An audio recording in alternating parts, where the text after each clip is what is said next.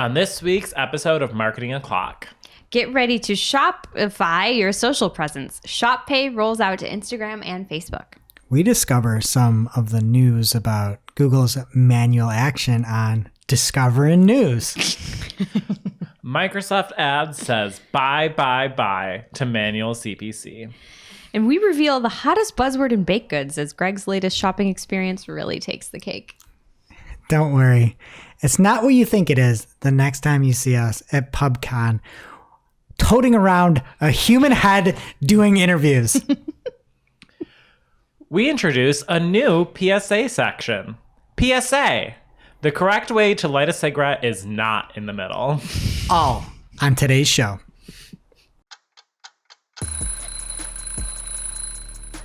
Marketing O'Clock is your weekly dose of digital marketing news, a proud part of the Search Engine Journal Podcast Network.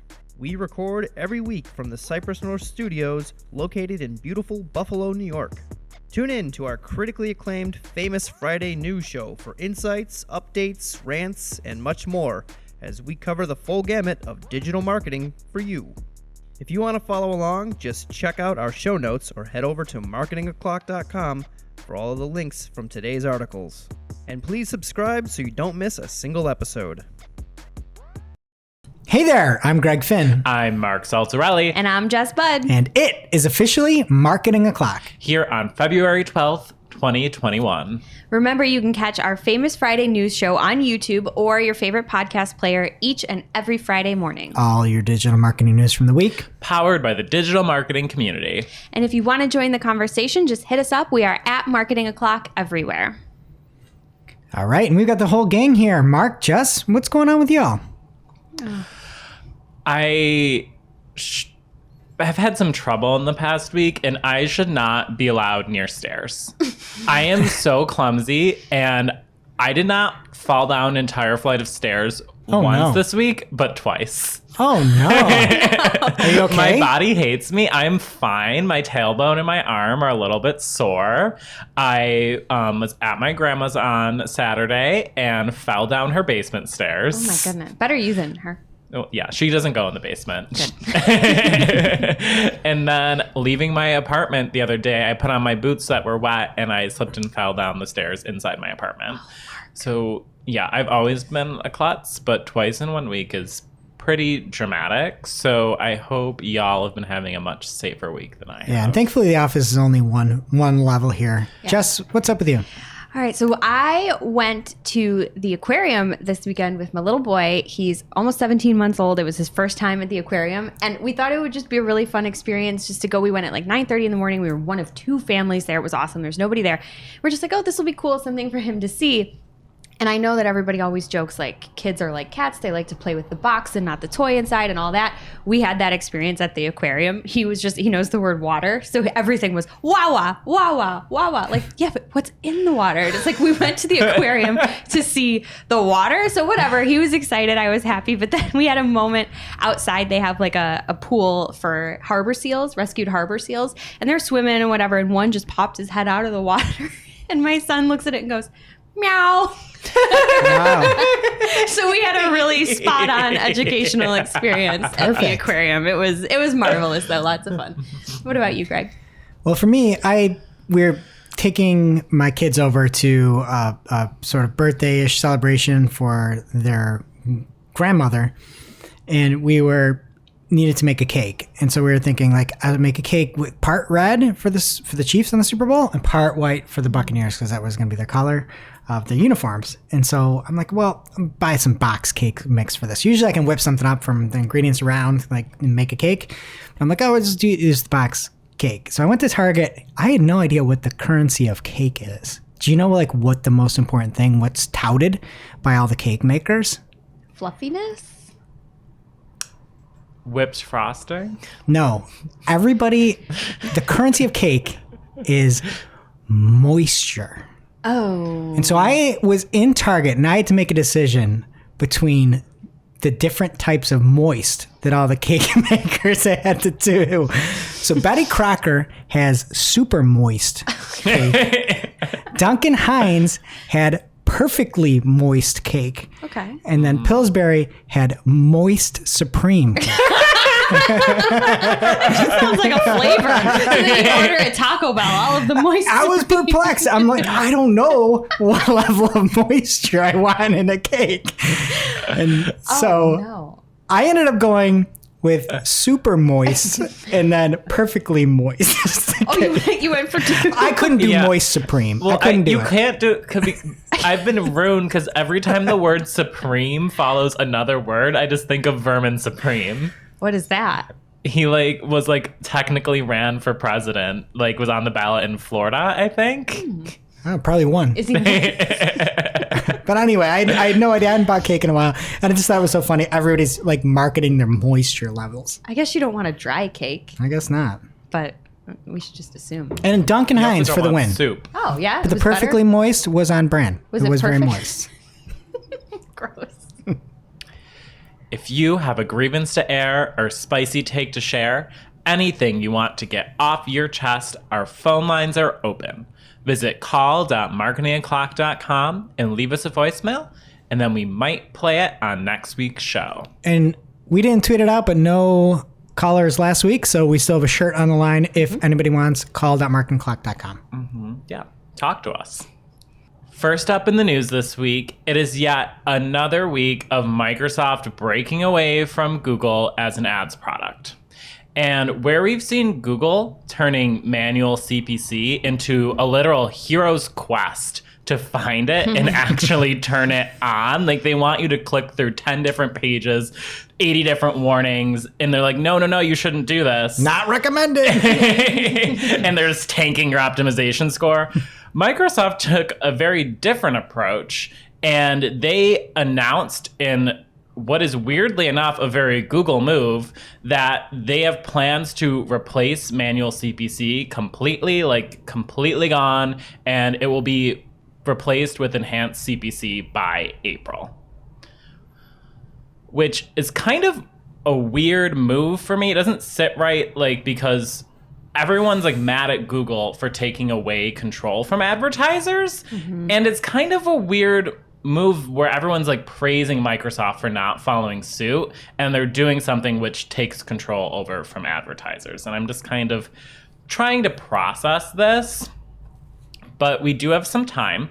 It will start in March. They'll start transitioning all search, shopping, and DSA campaigns that are not currently using automated bid strategies to enhance CPC, or as we like to call it, eCPC. The timeline of this, it'll start happening early March, and then by April 5th, new campaigns will no longer be able to have manual CPC as an option. And then if you do not select an automated bid strategy for your campaign by April 30th, it will be automatically migrated to enhanced CPC. And Microsoft is telling advertisers that we should be testing automated bid strategies now, which if you're one of the few who hasn't tested any automated bid strategies, you should. And they're trying to give as much guidance on this as possible, which is very nice that they're forcing us into something. They're trying to actually help us do it and help us accommodate the changes that they're making, which is, again, another reason why we love Microsoft. They have great support, but they made this little graph of which automated bid strategy you should use based on your objectives.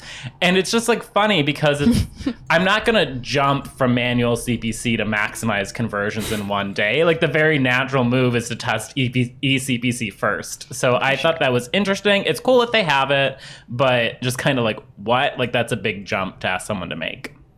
From Microsoft, they cited the reason for this change, and I'm going to quote them. Advertisers using eCPC achieve 5 to 10% more conversions while maintaining their cost per acquisition.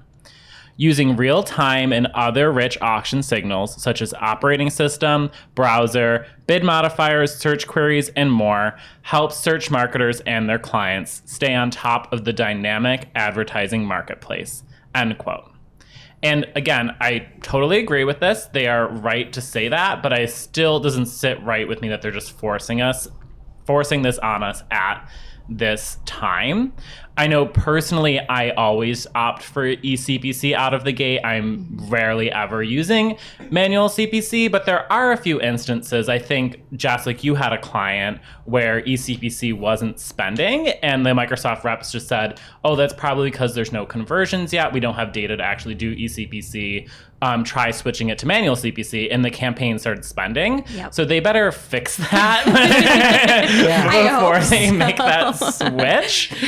And that's the thing. And then the other thing from my perspective is that Google's like combining many bad changes at the same time. With Microsoft, we at least still get to see our search query data, so we can actually see how their automation is working firsthand. So that really isn't a concern like we would see if Google was to do something like this.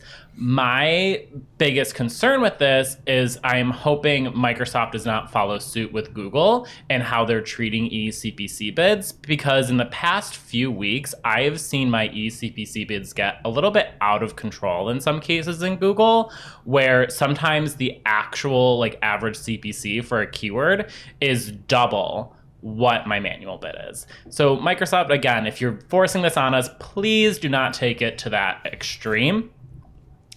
And I'll end this news segment with a quote from friend Amalia Fowler at AE Fowler on Twitter. Micromanaging your bids isn't always a great idea, but manual CPC offers smaller or niche advertisers with less volume more control. And that's the biggest thing of why you'd use manual over enhanced CPC. Totally agree. Thank you, Amalia, and thank you, Carolyn Leiden of Search Engine Land.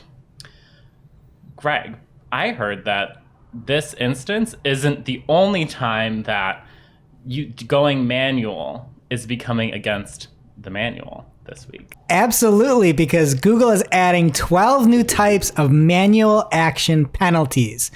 And unlike normal manual action penalties that traditionally happen around the gaming of the search results, these are specific to Google News and Google Discover. And if you don't know what a manual action is, it's not an automated penalty. It is a human reviewer that triggers the penalty. So very much literally a manual action here that's taken. It cannot be done algorithmically. So again, these are all News and Discover, and I'm going to run through the 12 specific penalties, and if there's anything that makes sense taking a little more time on, we will. But the first thing is adult-themed content, which is pretty straightforward. Dangerous content, harassing content, hateful content. And just to clarify that, it's not like you just hate another football team or something like that. To quote Google, we do not allow content that promotes or condones violence or has the primary purpose of inciting hatred against an individual or group, including but not limited to on the basis of the race or ethnic origin, religion, disability, age, nationality, veteran status, sexual orientation, gender identity, or any other characteristic that is associated with systemic discrimination or marginalization. So again, it's not like I hate Google ads and then we get flagged. Wait, you don't hate Google ads? I actually don't. I really I love Google ads that much. I hate what they're doing to it, but still deep down. Oh, that's right. You like Google ads more than Google does. Absolutely. And I will take a lie detector test. Anyway. I have one. Hook it right up. Yeah. Okay. Also manipulated media, medical content. And it does not seem, just to clarify this, I'll read as well. It's not, I guess, correct medical content is a good way to put it. So they've said it is, we do not allow content from any site that contradicts or runs contrary to scientific or medical consensus and evidence-based best practices. So again, it's not like you're going to be wiped out because you have medical content. It's more so if you say, coffee cures corona or something like that, then maybe you'll be gone. If only. That would be very nice. I would be totally fine. So healthy. Me too. Additionally, and one that I think actually might hit some people here, hit some publishers, is misleading content. And if it misleads users into engaging with content by promising a topic or story which is not reflected, then that could trigger a manual penalty. Sexually explicit content, which I guess is different than adult. I'm not going to read why. You can go read why if you want to. It's pretty intense. Terrorist content, and another one that might actually hit some publishers is transparency. And to read what they say, visitors to your site want to trust and understand who publishes the content they are consuming and information about those who have written articles. That's why news sources on Google should provide clear dates and bylines, as well as information about authors, the publication, the publisher, company, or network behind it, and contact information. So last few, if you have violence and gore content, and this was kind of a weird one where they're like, we do not allow extremely graphic or violent materials for the sake of disgusting others. It's funny that somebody's like, I'm going to disgust you. Like, it's a weird way to put it. That's not really news anyway. Yeah, right. And then vulgar language and profanity. So you won't be seeing any of Shop's stories in the news here. Your thoughts? What do you guys think about this? I think it makes sense. And I like that they explain the actual criteria, because I feel like too much of the time they are rolling things out and not really explaining them to everyone who is creating content that powers their system. So I think, make what changes you need to make for your product, but make sure you're properly explaining to content creators how they can adhere and like how they can be successful on your platform. Great. Yeah. I agree. Like, I don't have obviously any problem with this whatsoever, but I wouldn't want that job, right? No, that person that's that's reviewing this content and applying manual penalties over some of this stuff. No, thank you. But thank you for doing it, because we definitely need all of this garbage gone. But and then you have to classify it, and you're like, is this one sexually explicit or adult? Like, that's a tough one. You get a little flow chart. Maybe they all have a flow chart in their cubicle of what is what, and I don't know. But they're doing great work out there, keeping us all safe and keeping the internet friendly and informative. So, wouldn't want to be the one doing that. No, thank you. Strong stomachs. And one final note on that: the fact that they're adding this infrastructure and really helping people out shows how important both news and Discover may be. They're investing a lot here. And anytime we get more information as webmasters, I am all for it. So again, love this change here. Jess, what do you have? All right, last up here in the news, y'all. The internet's fastest and most secure way to pay comes to Facebook and Instagram. And that is a quote from Shopify, who this week announced that for the first time, Shop Pay will be available outside of the Shopify platform.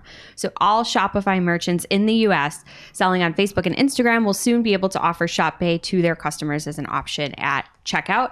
And for now, this is only available on Instagram, but they did say in the coming weeks it will be available on Facebook too. So you won't have to wait too long for that. I've never used Shop Pay, but from what I understand, it's very, very easy. It saves all of your information and makes checkout super easy and convenient for folks. So Shop Pay is one of my favorite things in the world. It's so amazing. All you have to do is you go to checkout, and it can be any site out there. You type in your little code and you just buy instantly. It is awesome. It saves so much time, so much setup, and it really helps people that are smaller shops out there, because you get to leverage this ease of use, really, where all I have to do, again, you set it up once, and then I just type in my little password, and I can go buy anywhere instantly. That's really awesome. And they were touting a 1.72x higher conversion rate with this, but from the sounds of that, I feel like I would 2x. I would just convert twice. I'd buy everything. It just seems that easy. But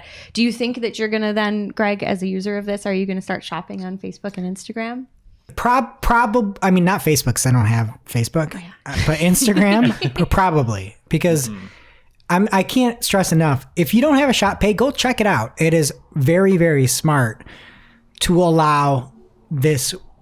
Like, from a Shopify standpoint, you're an e-commerce software platform, and you're giving this option that just nobody else really has or can. And you're allowing people that go through once to just kind of go on and scale across all these other businesses. It's really nice. And if I could see an ad on Instagram, go and just pay with Shop Pay, again, I can not see anything and just type four little digits in there and be on my way. That's pretty awesome. I know, like I'm the worst. I will click on an ad, be ready to buy something, and then I'm like, I have to type in my credit card number. You have to get I'm off not the doing couch. that. And you have to It's set up an literally so account. real. I'm like, oh, maybe I'll look at it later on my computer because my browser saves everything, and then I'm like, no. And you Yeah. have to worry if this site's trustworthy and worry if it's secure. Again, in this case, this is another reason why if you are debating e-commerce platforms, Shopify could be a clear winner. Yeah, and security is very important. I know this firsthand after my DoorDash account was hacked last week, and I had a bill for $205 at CVS and $100 at McDonald's. They ordered 40 chicken McNuggets. So I am all for secure payment platforms. Goodness, maybe they'll extend beyond Facebook and Instagram, and I hope that they do because, again, I had never used it, but just hearing Greg talk about it like that, if Greg's excited about something, guys, it's actually really great. Well, I am, because you want to buy from small businesses, but it is annoying. And I know how like first world problem that seems to say it's annoying to set up an account, put in all your information all the time. But you can go to any of these sites and it's just instantaneous. It's as easy as buying from Amazon, and that's one of the benefits. Yeah, and it's clear evidence that Facebook cares about small business if this rolled out to Facebook. Get out of here. Whatever. Shopify merchants rejoice, and Mark, shut up. Now it's time for this week's Take of the Week. This is a #fire digital marketing take with extra spice served up for you. We simply deliver the take for your consumption. We give no opinions, we don't influence. You make the call. And this week we have a take off. First take off of 2021, where we line up a bunch of takes and pit them against each other. And these are going to be all related to the broad match modified change that we heard last week. So first up, from Kyle Munson, at Kyle Munson on Twitter, he was responding to Barry Schwartz, and he said, "Why is Google using such a terrible example of BMM? Plus moving, plus services, plus NYC, plus 2, plus Boston to make their point. That keyword goes against all best practices for BMM. Oh, wait, I see what they're doing here. One step closer to a single match type." So that is Kyle with the first take. Next up, from Steve Hammer. And this is during this week's PPC chat, which you should definitely check out. If you missed it, check out the PPC chat roundup with Anu podcast. And this comes from Steve. And Steve says, "I'm still not happy because I'd actually prefer it to be BMM that was retained over phrase. It's going to be hard to explain to newbies because phrase isn't phrase. Exact isn't exact. Words mean nothing." So that was Steve. Next up, I snuck myself in here. I probably shouldn't put myself behind Steve. But I said, "New match type name change request for Google Ads. Broad match goes to aggressive match. Phrase match goes to expanded match. Exact match goes to conservative match. I'd feel much better if the names adequately represented the meaning." And I just wanted to say aggressive in there. And people are like, "Well, you shouldn't use aggressive." I'm like, "I know, it's a joke. It's my just thing aggressive." because, like, I'm afraid of broad match, but using the term aggressive makes me want to use it because I'm such an aggressive person. And next up is from Julie Bacchini at Neptune Moon on Twitter. And she is responding to Gil Hong. And Gil said, "It made me think about the old standard 15% of all queries are new statement that was given a long time ago. I wonder if that rate has changed and contributed to some of these changes." And Julie came in and said, "I will be interested to see how hard the push to use plain old broad match is after this is in full effect, because I can feel that is coming." Improve your optimization score 70%. And then Add broad match. Mark. And then lastly, which again is tangentially related, from Mark Irvine at Mark Irvine 89 on Twitter. He says, "In a joke that writes itself, Google matched the exact keyword SEO to the search term website as a close variant," which is incredible. That's literally broad match. I wouldn't even guess it would match that on broad match. SEO to website for exact match? I feel like broad match is anything you could possibly put in a bucket together. Like websites have SEO. Okay, so first up, the takeoff, Kyle Munson. Second, Steve Hammer. Third, Greg Finn. Fourth, Julie Bacchini. And fifth, Mark Irvine. Jess, your vote. I mean, I want to give it to Mark because he was able to see that the search term was website, and he should get points for that visibility. And Mark? I can't believe you're asking me to give an opinion. We don't influence. You make the call. Honestly, I have to give it to you, Greg. Wow, thanks. Aggressive match really won me over. Well, I'm the tiebreaker, and I'm giving it to Mark. The fact that you can exactly match SEO with website is one for the ages. Mm-hmm. Yeah, and we couldn't give it to Julie because it was too horrifying and too true. Too real. Too soon. Too soon. And now it's time for this week's ICYMI. This is something you just might not have seen. Maybe something you overlooked. But you shouldn't have. ICYMI from BFF of the Show 2020, Andrea Cruz at Andrea Cruz 92. Trying to guess the target audience of your competitors on LinkedIn ads? Go to their ads on their LinkedIn page and see the job titles, functions, and bios and skills of the people who have engaged with the ad. It's a very manual process, but worth it when clueless about skills or groups to target. And this has changed a little bit, so I included some screenshots we'll throw up on YouTube. But basically, you go to the LinkedIn page and you scroll down to where their posts are, and you can click a filter at the top that says ads. And I was trying to open this in a new tab and couldn't do it, and Greg did. And it's pretty simple. You just click the three dots at the top of the post, and it'll give you the option to copy the link to the ad. And then you can open that in a new tab, and then you can see all of the reactions to the ad or any comments. And if you hover over the person's profile picture, their job title will show up, and you can click on their profile and stalk that person if you'd like to learn more for your targeting. It is an extremely manual process, so this is definitely more of a last resort if you're completely lost, because it will take a lot of work. But you can get a general sense of who they're targeting. I think the other really good hack that's related to this is if they're not using lead gen forms, but actually sending someone to a landing page, you can click on the ad and then look at their UTM parameters. And if they have anything about the targeting in there, it'll be in the UTM parameters. I'm always so afraid people are doing that to me, but I know. That's the problem with I have amazing naming conventions. And I'm just like, oh, if anyone was ever smart enough to look at this, my clients would be exposed. I am sorry, but we need clean naming conventions so that salespeople can see where this lead came from. It's a give and take. Now it's time for this week's lightning round. Pew, pew. At this point in the show, we split up our content into 3 parts: paid, organic, and social. First up in the paid news this week, from Peter Adams of Marketing Dive at PatchAdams03 on Twitter.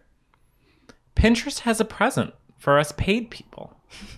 Its first ever advertiser summit called Pinterest Presents. The event will be hosted virtually on March 3rd, so stick a pin in that if you want to attend. There will be regional specific content tailored to the US, UK, France, Germany, Australia, Canada, and possibly more. And the speakers will include lots of people from the Pinterest executive team, as well as some fashion and entertainment influencers who are yet to be announced. The main goal of this summit, you asked, is to highlight Pinterest e-commerce capabilities, create a positive and inspiring environment for advertisers, and position Pinterest to advertisers as a sales-driving as well as a brand-safe advertising platform, which is so important to be able to combine those two things together. It's really the all-in-one package. Yeah, I just have a problem with the name. I don't love it. I get the alliteration, Pinterest Presents, but I feel like they could have done better. I can't do better right now. I'm trying. Can't think of anything. Okay, let's stick a pin in that. Yeah. I wish I'd come up with another Pinterest pun, but I can't. Should have Pinnacle in there, right? Yeah, there Pinnacle. you go. And it could be sponsored by Pinnacle Vodka. I don't think that's how it works, Mark. Is this SpawnCon? For the worst ever flavors of vodka that you would never want to drink in your life. Stick to my coffee. They have a flavor for that. Also, live now from your very own Marketing O'Clock team. If you're not tired of listening to us, well, actually, also if you're tired of listening to us, because we had some awesome guests on this. So go over to our YouTube channel. There is a new Marketing a Talk episode, a look back on 2020's significant Google Ads changes and how to have success in 2021. Greg and I had the absolute privilege to meet with Ginny Marvin and Anu Agdabola to discuss the latest with Google Ads. They're two amazing people that know so much about PPC. It was really great to talk to them. So it's a really great time with Google Ads over there. And speaking of Google Ads, you know it's time for our segment, Beyond Google Ads. Google doesn't care about you. But we do. And this week, if you are one of the people that was chugging Pepto-Bismol after hearing Mark Irvine's tweet matching SEO with website, and you miss the days of actually matching what it says, just a quick reminder that you can set up keyword matching in Pinterest, and you can match broad match, phrase match, and exact match. And one friendly reminder that exact match matches as close to as exact should be. There is plurals. Groundbreaking. Plurals is it. That's it? Yes. That's awesome. So if you do a exact match for kitchen design, it could show up for kitchen designs, but it can't show up for kitchen design ideas. So they actually have things labeled appropriately. And I know everybody people have called basically me a baby. That's how I take it. And that hasn't necessarily been like that, saying we've seen these changes coming with Google Ads for a long time now. I know, I'm aware. Doesn't make them I think okay. I said it makes sense 15 times on the podcast yesterday. My problem is the naming of it and continually making things worse. And if you want something named correctly that works correctly, why don't you give Pinterest a spin and take some of those terms that work for you and give it a test? Pinterest presents match types. I have an interest in Pinterest. All right, that rounds up the paid news this week. Greg, what's interesting and organic? Well, we have an interesting tweet from J.R. Oaks on Twitter. And I never know, it's one of those tough ones when you see J.R. I don't know if it's ever Junior. You know, is it Junior Oaks? Yeah. That's Okay, a very parents tough out there, acronym. don't give your child the initials JR. I believe it's JR. So JR found some code in Google that is looking like there might be a new search engine results page feature highlighting results that have a good page experience. So it looks like it may show up in the performance report. So what happens now in there is you can see things like a licensable image or anything that you can sort by. And so because he found this code, it seems like there might be a differentiation in the SERPs if you have good page experience. It's, again, kind of a hack right now, but important that not only might there be a tiebreaker or a little bit of a ranking additive there, but also you just might have a better looking result that can maybe keep your ranks at the same level, but potentially increase your click-through rate. Yeah, and I love when people are rewarded for doing a good job. Me too. All right. And next up is a post from Chris Long on how to fix Shopify duplicate content. If you are having a duplicate content issue, Chris Long over on Go Fish Digital runs through a variety of different ways to fix this. Some of the pagination issues, tag pages, and the duplicate product pages. So, and I believe somebody had responded from Shopify as well, saying that a fix is going to be on the way after Chris posted that. So again, they're actually trying very hard to make a good software over there. And from Glenn Gabe, BFF of the show 2019, he had a post over on Search Engine Land called The Quest for More Coverage, making a case for larger exports from Google Search Console's coverage reporting.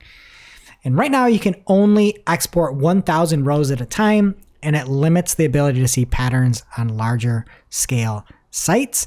And so Glenn put out a survey, a big long post explaining why it's needed, and then a survey as well. So if you are looking for more information, Glenn has a couple quick questions to fill out, just a poll, and go help. And hopefully we can get more to be exported. And then lastly here, YouTube is adding a button to quickly make TikTok-style videos. It is currently only available to users in India, so I'm going to have to hop on my Winscribe VPN and go check out my personal, what was it called? Like a person card? I've got one of those. Oh, Yeah. It wasn't a business card. I mean, it was a business card, but it wasn't called that. Yeah. And we'll have everything available at Marketing Clock. Sign up for the newsletter. You get all the links to everything we talk about each week. Sign up once and you get it every week, including this. And that's it for organic. Jess, what's happening in social? Absolutely nothing this week. I have no stories. All right, first up, if you listened last week. It sounded sarcastic. It was. You picked up on that? Mm-hmm. How many times is Andrew Hutch in here? I lost count. But there's other sources as well. It's going to be a wild ride, so stick with me. All right, for anyone that listened last week, and I hope that's everyone, you know that the magic number was 22, but this week you can bet your horses on 62 because that is the % of revenue increase that Snapchat saw year over year. And the platform also saw daily active users rise by 16 million in Q4 of 2020. So moral of the story here is people are using Snapchat. Yeah, and they have a great ads platform. And people are also using Pinterest, who beat the pants off of Snapchat with a 17 million daily active user increase in Q4. So for those of you without calculators, that's 1 whole million more. The platform also boasted a 76% increase in Q4 revenue compared to Q4 of 2019. That is a very big jump. So the bottom line here from both of these platforms is people are using them and they're not just on Facebook. These platforms are also making bank, so hopefully we will see them throw some of that money at cool new features for brands and advertisers. So PSA, I know we say it all the time, we just said it in Beyond Google Ads, don't ignore these networks for your endeavors. That would be a mistake. It would. All right, next up from The Verge, Mark Cuban is getting into the podcast space, quote, alongside co-founder Fallon Fatemi. He is planning to launch Fireside, a next-gen podcast platform that facilitates live conversation, end quote, and monetization, which I tacked on there. So there's not a ton of details out there yet about this, but apparently there will be multiple ways for creators to monetize. And it's not just going to be a place where anyone can go and speak publicly. It'll be a highly curated experience, as they said. So in other words, you're more likely to get backstage at a Poison show. But I think the logo is really cute. I'm on a rock of love kick. I can't. Are you still watching that show? I just finished season 2 last night, and then I decided I'm not going to watch season 3 because it looks like garbage. Is that the one Daisy won? She didn't win. Spoiler No alert. spoilers. Oh. Yeah. I haven't watched yet. I need to catch up. Well, Daisy doesn't win season 2. She comes very close, and she won my heart. Anyway, the logo for Fireside is really cute, and I like the name, but I don't really have much to say about this because I feel like I'm not going to be invited. It just looks like the Tinder logo with like a weird shape on it that I know is supposed to be a log, but it looks more like the switch like on your iPhone. I thought that's what it's supposed to yeah. be. Oh, is like that you're what's turning supposed to on be? a fire chat, but it's everything at once. I think they need to do like a V2. Okay. Wow, you guys are really like, what is it, a Rorschach test or whatever? Because to me, this was just a log. So. I thought it was the end of a cigarette. Oh, cute. It's burning from the middle. Because they're smoking. Yeah, PSA, do not let your cigarettes in the middle if you smoke cigarettes. Doesn't work that way, kids. And now, people, I bring you Instagram Reels, a saga. And while sagas are epic, reels really aren't, apparently. So here's what is going on with them. First, from CNN Business, Instagram is realizing it's not so easy to knock off TikTok, which is the title of the article, and a total missed opportunity because they spelled realizing regularly and they totally should have said realizing. So as it stands now, Reels is pretty much a regurgitation of TikTok content. I think anyone that uses it knows that, although not a lot of folks are using it. So there's that, and then there's the one reel that I made, which may be the only original piece of content out there on Reels. And it's my favorite. Is that when you threw cheese at a pillow, or what did you do? I did. I threw a like a mozzarella cheese stick at a pillow with a squirrel on it because people were throwing cheese at cats on TikTok. I wanted to change it up. They played it at Sundance. Mine. No, they didn't, but thank you. So what Instagram is going to do about that problem, who knows? From The Verge and shared by Matt Navarra, the Instagram algorithm will be cutting the reach of Reels with the TikTok watermark. And Matt also says that IG will limit the reach of Reels if they are blurry due to low resolution, contain watermarks or logos from other apps, i.e. TikTok, have a border around the video, or the majority of images are covered by text. What I love about Matt is that he follows up with a pro tip of how you can remove the TikTok video logo from your video.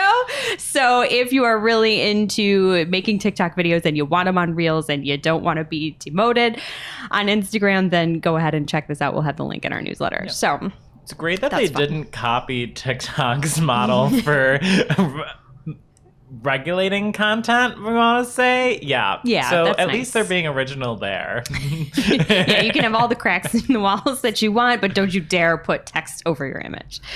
All right. In general, and this is also from The Verge, Adam Mosseri, the head of Instagram, says that he's not happy with Reels yet and might consolidate video formats. So to quote him, he said, "We have to be honest that TikTok is ahead," end quote. And I love that self-awareness. Hopefully they'll use it as fuel to innovate and differentiate themselves. But so far, all I'm seeing is from social media today that Facebook may soon enable users to share their Instagram Reels to Facebook Watch.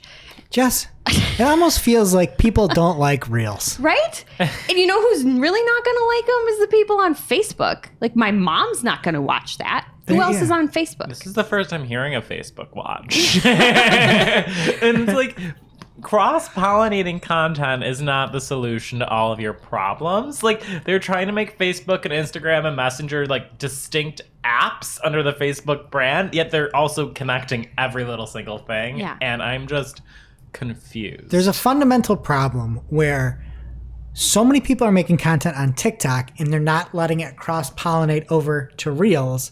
And then nobody's making the content on Reels, but they're like, oh, cross-pollinate it over to Facebook Watch. Right.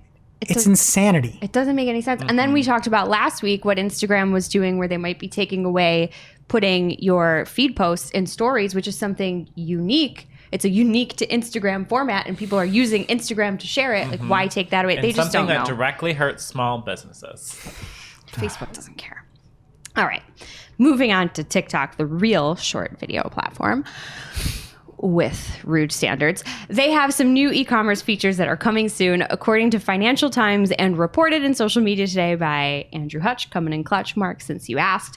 TikTok will soon offer several things, including a tool that lets its most popular users share links to products and automatically earn commission on any sales. The ability for brands to showcase catalogs of their products on the platform. Love that. And live streamed shopping, or a mobile phone version of television shopping channels where users can buy goods with a few taps after seeing them showcased by TikTok. We got to get Shep on TikTok now. Oh gosh, right? I was about to say that. Bye-bye, You read my QVC. mind. It is the QVC of phones. Go buy social a media. candle. Go buy a candle. All right. Big things on the horizon for anyone selling to Gen Z. I love to see it. Also on the horizon for TikTok is more tunes. In a new expanded global alliance with Universal Music Group, TikTok is positioned to give users access to UMG's full catalog of music. So you know the kids are already dancing to that news because that's a lot of songs. And this announcement comes just days after UMG pulled their catalog from Triller for, quote, shamefully withholding payment to artists, which is really sad and rude, but nobody's really talking about Triller. So I don't know. There's a lot of drama with this. People are talking about Triller in this sense. So smash that subscribe button to the newsletter and get all the drama in your inbox. And the news. Next up from Bloomberg, Twitter is apparently considering a subscription model for TweetDeck as well as a tipping feature to let users pay for exclusive content. And to quote the article, it is because the bird is looking for ways to, quote, ease its dependence on advertising, end quote. And Oh my God. I know. And I even wrote in here, Greg, we don't have time for you to rant, but like spend 5 minutes improving your platform and you could probably survive on advertising. If you Retweet. could target a location, it'd be nice. We won't get into it, but it's there, people. All right, finally, if you're like me and you didn't watch the Super Bowl, you missed an amazing stunt by Reddit, who decided to spend our entire marketing budget on 5 seconds of airtime. And I say our because that last part was a quote. They made a sick ad that basically looked like they hacked into the mainframe and took over television, all to just show a post, or what looks like a post, titled, "Wow, this actually worked." And if you're watching on YouTube, we've got the ad up for your reading pleasure, or you can get a link to it in our newsletter. But I just think that that's amazing, that they spent money just to get a 5-second spot, and that they just basically wanted to show that they're rebels with a cause, and here they are. They can do whatever they want, and I love it. You can read the whole thing if you want. What did you do instead of watch the Super Bowl? When was that? Sunday? Yes. I think- Full Sunday. I don't even remember. I think I was in bed by 9:30. Wow. I certainly. Well, the game started no, at I do know. 6:30. Yeah, no. So we had dinner as a family. We gave the kiddo a bath, put him to sleep, and then I've been playing a lot of Roller Coaster Tycoon. So I'm 90% sure that that's what I was doing at the time. I love that evening. That is so on brand for you. Now it's time for this week's WTH, Misguided. I'm like, who does that? Just get rid of it. I'm over it. where we rant, rave, and roll our eyes about a trending digital marketing topic. What are we coming to? Honestly. See what had us asking WH. this week. Have you ever been listening to a podcast and thought to yourself, wow, this is great, but I feel so disconnected from the conversation? I wish it sounded as if the hosts were in my kitchen with me as I drink coffee in my underwear. Well, you're in luck. iHeartRadio is committing to creating a series of podcasts recorded in binaural audio under the name iHeart 3D Audio. The podcasts are recorded with microphones shaped like a human head or a pair of ears, so it sounds just like it would in real life, as if you were there. I thought this was a joke. Yeah. It is so creepy to see these microphones. We're not getting them, are we? I almost want... Wait, okay, poll to our listeners. Call in to Call That Marketing O'Clock to tell us if you want us to use microphones shaped like ears. I will Human buy. heads. I will buy a 3D microphone. We're all gonna have to like huddle around this thing and be like, "Do you want to be in the left ear or the right?" It's so strange. It's like a human head, actual ears. Wait, it would It's be weird. hilarious if like someone had to wear it. So if we had like Katie stand in the middle of the room and has like the ears on. Collecting. It's like reverse headphones. You wear them, but they collect audio. The thought is cool. Like it has to actually make it through this ear channel drum, and it's supposed to sound different. I listened to a bunch of the examples. They do sound very unique. Like if you're outside, especially there's an example in New York City on the street, and you can just hear everybody in certain locations almost like you're there. But I don't know why you need it for podcasts. I mean, you could just record in this room and get all the street sounds anyway. We don't need that. Hey, boss. Yeah, I think it's really like a cool idea and something different to differentiate your podcast, but I don't know. That's not really how I listen to podcasts. Like if I'm listening to a podcast, like I'm either like working, I'm driving somewhere, I'm in my shower. If it sounded like I actually was there, it would be creepy. Like I don't want to be driving my car by myself on a road trip and be like, whoa, someone's in my back seat talking to me. You know? Yeah. We should do It's that a bit though. much. When conferences are back open, we should get a human head because it looks like a human head. No, and not should a not real get a human human head. head. Just Yeah. to be clear, we are No, not. not a real human head. What do you guys think I am here? We get the human head microphone that's like a faceless head with ears that are mics, and we walk around the conference floor, like the expo hall, and we just interview people. And it's like, here, talking to this head. I like that. Wait. Oh my gosh. I'm in love with this idea. It's great. Right? We need conferences back. Yeah. Everybody drink your coffee so we get rid of Corona. The, like, YouTube channel is or whatever, but like there's this like fake news, like not like fake news as in like fake news, but like fake as in like parody news channel, and they like go to like music festivals and things and pretend to be a reporter and ask like really insane leading questions, or they like make up a band name and be like, do you know this band? And like the people talk about the band that like isn't real because they want to look cool. I feel like it would be very bad. I would just love it. Imagine we track down Barry Schwartz and we're like, start asking him questions. He has to speak into this human head. Wait, Barry. Can we make it like have eyes that blink? So they're trying to like talk to this human head, and then it just like blinks, and they're like. Yeah, we should get a torso and put one of our cool marketing clock t-shirts on it. Yeah, Nicolas Cage mask over the face. Perfect. And speaking of Barry, Azim Digital Ass had a fantastic interview on his podcast with Barry Schwartz. Barry's inhuman. You need to listen to his work ethic on the show. If you missed it, check it out. It is a fantastic listen. And working with him at Third Door Media, I can attest everything is true. Like you'd wake up and he'd have everything laid out for the day. It is incredible. So I don't know why I mentioned Barry, but check out that show over on Azim Digital Ass. And now on to our segment here. This comes from This is called PSA, and it comes from PPC Greg. And he tweeted out, PPC chat, do your clients have access into the Google Ads? And if so, at what level? If not, why? I answered pretty quick because there's only one right answer to this. If you're spending money as a client, you should have access to your ads account. And a disclaimer out there, if you have hired an agency and you don't have access, that is a big problem. Mm-hmm. Every time we've taken something over that has had no visibility, there have been billing discrepancies. There has been long-term, just, you know what I'm talking about, long-term, almost half year with no changes happening in here. There's usually something being hidden. So in general, just a PSA, if you don't have access to your Google Ads account, somebody's running it for you, that is not the way things work. Mm-hmm. I know. It's heartbreaking to see. And it's stealing. And that brings us to our real life segment, straight out of our accounts and into your ear holes. It's time for Working Hard or Hardly Working, where we talk about what's going on in our IRL work, good, bad, or otherwise. I use Google Sheets for a lot of my client reporting because it is a really easy way to combine data from CRMs with data from ad networks without paying for a data integration software.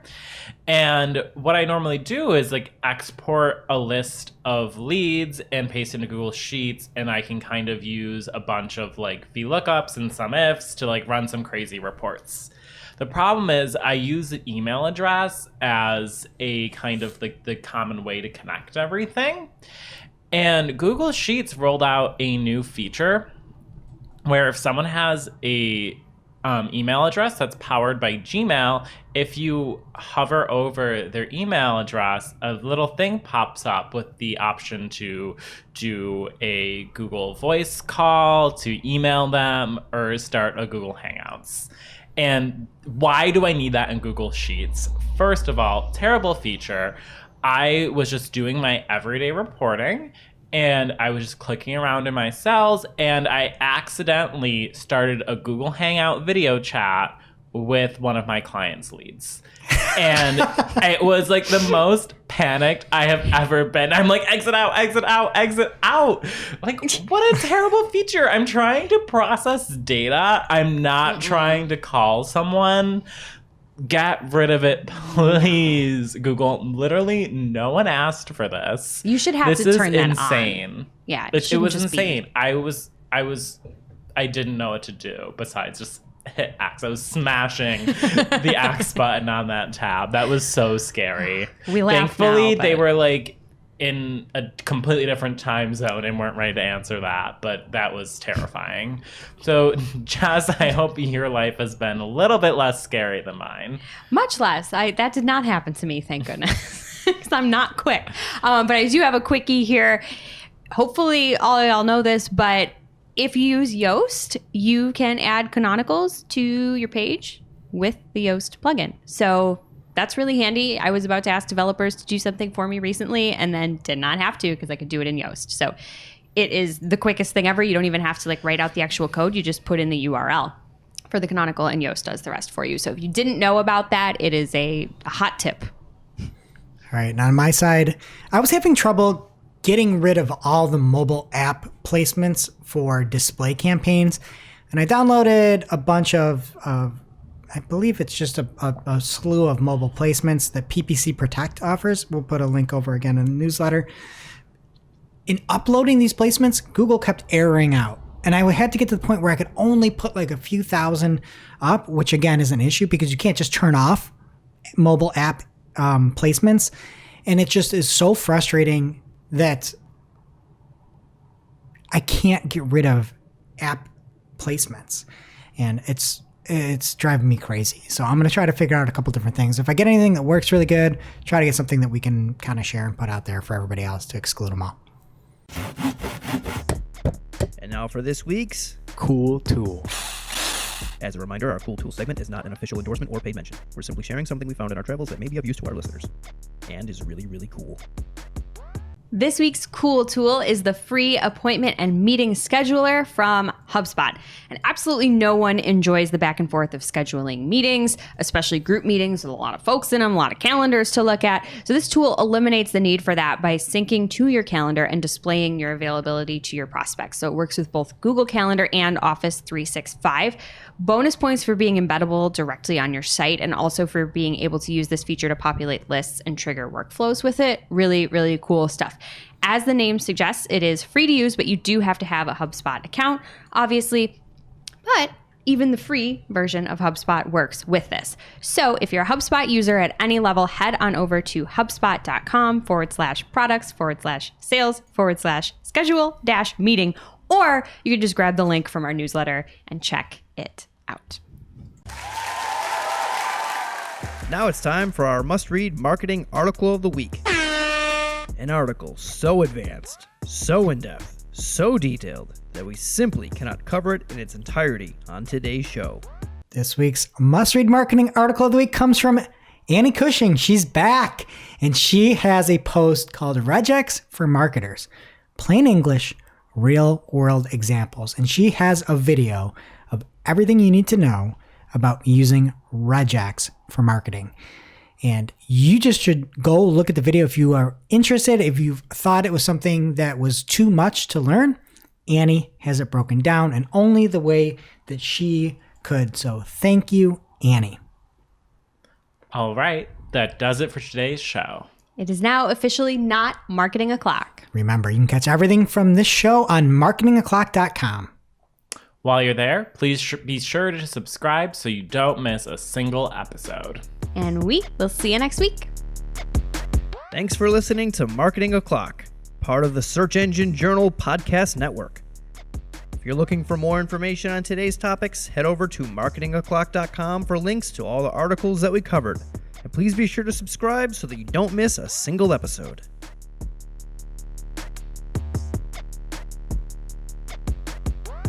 Welcome to this week's Shooting the Heck, where after Famous Friday News Show, we don't talk about marketing anymore. We just shoot the hack. And this week, we are going to be playing everybody's favorite game, Holiday Trivia. We are here on the cusp of one of the most important days of the year, Valentine's Day. And so you are going to be against each other for Valentine's Day trivia as told by Parade Magazine. So, my favorite. I don't know if these answers are correct, publication. but you have to take it up with Parade. So first question, from where was the oldest known Valentine's Day message sent? Bzz, are we buzzing in or what? Jess. Wait. Yes? Yes. Italy. It's okay. I didn't completely hear the question. Mark your thoughts. I have a better answer, but he can go first. You have one answer and you're done. Well, wasn't it Saint?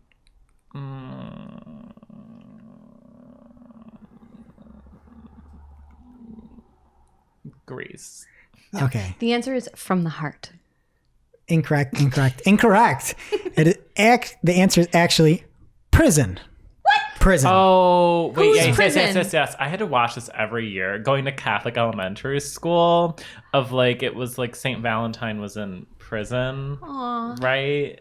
And like, that's how it started. I don't know. Every time we drive past a prison, my husband reminds me that I'm not allowed to write letters to inmates. You know what? Once. In audience, folks, This is just for Valentine's Day. Why? and folks, you think that like Jess wouldn't need to be reminded of this? No, Jess does. Her husband is correct. Like, Jess does need to know that. You better hope he never goes to prison. Next No question. Valentine for him. What do yellow roses symbolize? Beep. Mark.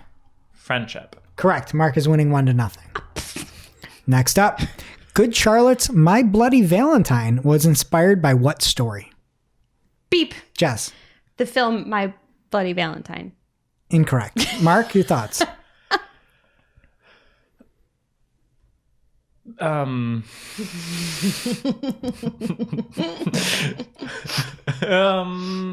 listens to Simple Plan, not Good Charlotte, Greg. He's not going to know this. Incorrect. The correct answer was a garbage truck going down the street. No, it was actually A Telltale Heart by Edgar Allan Poe. I thought you might have got that I one. love that poem. I love that as well. Yeah, that makes sense. I was just going to throw out some random massacre. Closest here gets it. Jess, you need this to get it to extra rounds here. Okay. How many people typically buy Valentines for their pets? Mark, I'll let you go. Or Jess, go first. I have to get it, right? Is this a percentage? It's a number. 0. Okay. Mark just doesn't know how to play closest match games. So her guess was 0 people get their pet a Valentine. Do you have a guess that can be closer to the right answer? Mm-hmm. Guess negative so I can win. I'm going to say 10 million. 9 million. So wait. He went over. Price is right. I win. Extra 9. No, we didn't clarify that these are Price is Right rules. So Mark wins 2-0. And we will see you next week. Ruin my Valentine. 0. Thanks for watching this episode of Marketing O'Clock. If you're looking for more, we release new episodes every Friday with all the digital marketing news of the week. You can listen and subscribe wherever you consume your podcasts. Or click to read all the articles from this show or watch the previous episode.